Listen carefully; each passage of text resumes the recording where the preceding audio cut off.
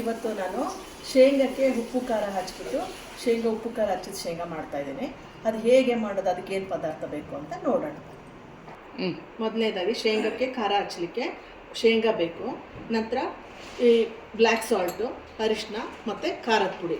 So black salt ಆದರೂ ಬಳಸ್ಬೋದು ಅಥವಾ ಮಾಮೂಲು ಸಾಲ್ಟ್ ಆದರೂ ಬಳಸ್ಬೋದು, ಆ್ಯಸ್ ಪರ್ ಯುವರ್ ಟೇಸ್ಟು.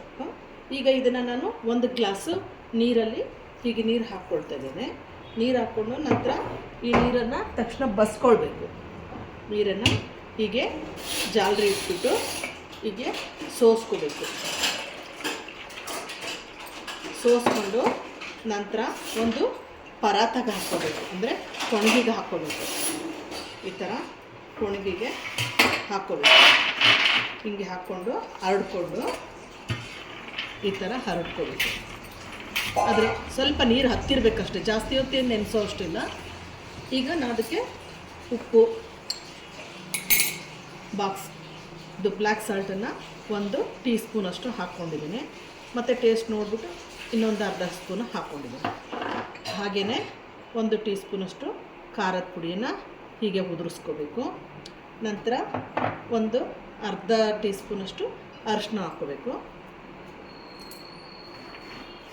ಈಗ ಉಪ್ಪು ಖಾರ ಹಾಕೊಂಡ ನಂತರ ಸ್ವಲ್ಪ ಬೈಂಡಿಂಗಿಗೋಸ್ಕರ ಮೇಲೆ ಒಂದು ಲೇಯರ್ ಬರಲಿಕ್ಕೋಸ್ಕರ ನಾನು 1 ಅಥವಾ 2 ಸ್ಪೂನಷ್ಟು ಕಡಲೆ ಹಿಟ್ಟು, ಅಂದರೆ ಈ ಕಡಲೆಬೇಳೆ ಹಿಟ್ಟು ಅಂತ ಹೇಳ್ತೀವಲ್ಲ, ಅದನ್ನು ಹಾಕ್ಕೊಳ್ತಾ ಇದ್ದೀನಿ. ಉರ್ಗಡ್ಲೆ ಹಿಟ್ಟಲ್ಲ, ಇದು ಕಡಲೆ ಹಿಟ್ಟನ್ನ ಹೀಗೆ ಒಂದು ಗ್ಲಾಸ್ ಬೌಲ್ಗೆ ಹಾಕ್ಕೊಂಡು ನಾನು ಓವೆನಲ್ಲಿ 3 ನಿಮಿಷ ಕಾಲ ಇಡ್ತಾಯಿದ್ದೀನಿ. ಈ ಥರ ಓವೆನಲ್ಲಿ ಇಟ್ಕೊಂಡು ಒಂದು 3 ನಿಮಿಷ, 4 ಅಥವಾ 5 ನಿಮಿಷ ಬೇಕಾಗುತ್ತೆ. ಫಸ್ಟು 2 ನಿಮಿಷ ಇಟ್ಕೊಂಡು ಮತ್ತೆ ತೆಗೆದ್ಬಿಟ್ಟು ಮತ್ತೆ ಒಂದು 3 ನಿಮಿಷ ಇಟ್ಕೋಬೇಕು, ಕೈ ಆಡಿಸಿ. ಈಗ 3 ನಿಮಿಷ ಇಟ್ಟಿದ್ದೀನಿ. ಈಗ 3 ನಿಮಿಷ ಆಗಿದೆ. ನಾನು ಓವನಿಂದ ತಕ್ಕೊಂಡು ಬಂದಿದ್ದೇನೆ. ಈ ಥರ ಒಂದೊಂದೇ ಅಂಟ್ಕೊಂಡಿರ್ತದೆ, ಅದನ್ನು ನಾನು ಬಿಡಿಸ್ಬಿಟ್ಟು ಮತ್ತೆ ಇನ್ನೂ 2 ನಿಮಿಷ ಇಡಬೇಕಾಗುತ್ತೆ. ಒಂದಕ್ಕೊಂದು ಬಿಡಿ ಬಿಡಿ ಮಾಡಿ ಸ್ವಲ್ಪ ಮೇಲೆ ಕೆಳಗೆ ಮಾಡಿಕೊಂಡು ಎಲ್ಲ ಅಂಟ್ಕೊಂಡಿರ್ತದೆ ನೀರಿನ ಅಂಶ ಇರೋದ್ರಿಂದ. ಈಗ ಸಪ್ರೇಟ್ ಮಾಡಿದ್ದೀನಿ. ಈಗ 5 ನಿಮಿಷ ಆಗಿದೆ. ಈಗ ನಾನು ಹುರಿದಿರೋದು ಶೇಂಗಾ ನೋಡಿ ಎಷ್ಟು ಕ್ರಿಸ್ಪಿ ಆಗಿದೆ.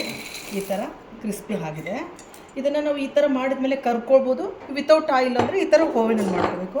ಈಗ ನಾನು ಇದನ್ನು ಪ್ಲೇಟಿಗೆ ಸರ್ವ್ ಮಾಡ್ಕೊಳ್ತಾ ಇದ್ದೀನಿ.